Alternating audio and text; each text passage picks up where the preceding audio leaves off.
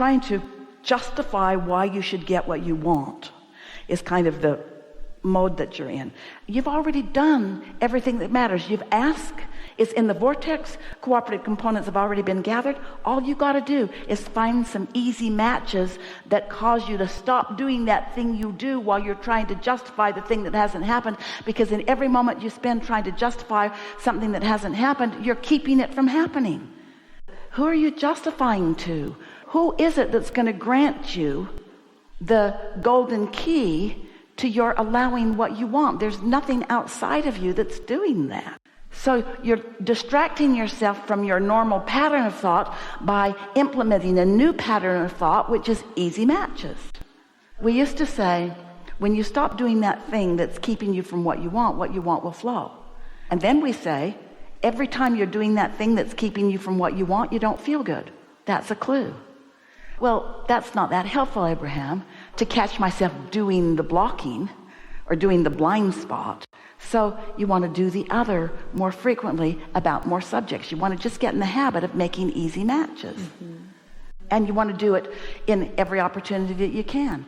Esther was on an airplane on a Southwest flight the other day, and when she got on the plane, they told her that the plane was going to be absolutely full. She doesn't trust them. She doesn't care if it's full or not. She thinks everybody should have a seat, and she's happy to, but she plans, and she's usually the first one on the airplane, so she picks the seat that she wants. And so she sat there, and soon a lovely woman holding her little girl who looked like a little doll, too little to talk, but she looked all grown up, and they sat down, and then mother put her in the seat next to Esther. And she really liked that, and then her mother said to the little girl, but she was really saying it to Esther, I know she doesn't get to sit here. I'm just putting her here because she's going to sit on my lap. And Esther said, she may end up being able to sit there. You just never know. Well, soon the little girl started to fuss, and she wanted to sit in her mother's lap. And so she sat in her mother's lap, and she handed her baby doll to Esther.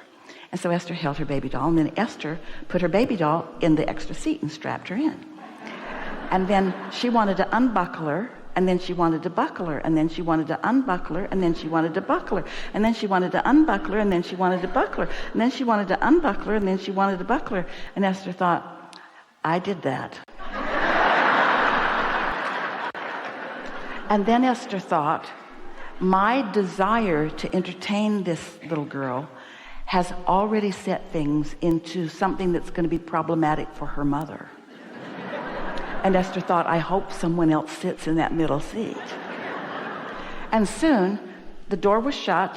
There were people in the aisle, and a lovely woman came up and sat down. And they began talking. And she was a mother of 2 small children. And Esther thought, they hit the jackpot with each other. In other words, they were a perfect vibrational match. This was a woman who was not going to try too hard to entertain this little girl. She has kids of her own. She knows exactly how to behave. And Esther just sat there with a big grin on her face, and she just thought, things are always working out for me. Things are always working out. Big things and small things. And then Esther actually thought through the existing matches. I got to see these darling people. I got to see this cute little girl. I got to play with her for a minute. So many lovely matches that all took place that were so easy to define. When they're right under your nose, see them, comment on them to yourself, milk them, calibrate to them, find the vibrational essence of them, feel what they feel like to you, and let that be your quest. That's what you're looking for. You're looking for moments in time that feel like that. Now, there's probably a lot of people, even in this very well defined and vibrationally attracted room, who are or could think, that seems like making a big deal out of something that's not very important. And we say, sometimes the most important things aren't big deals. In fact, usually they're little deals.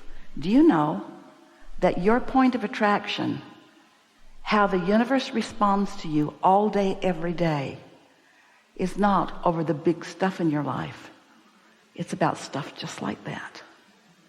It's about your knee-jerk response to this or that or this or that or this or that. Because most people are not deliberately responding. Most people are just looking around and having a response, and looking around and having a response, and then wanting things to be different so that their responses can feel better.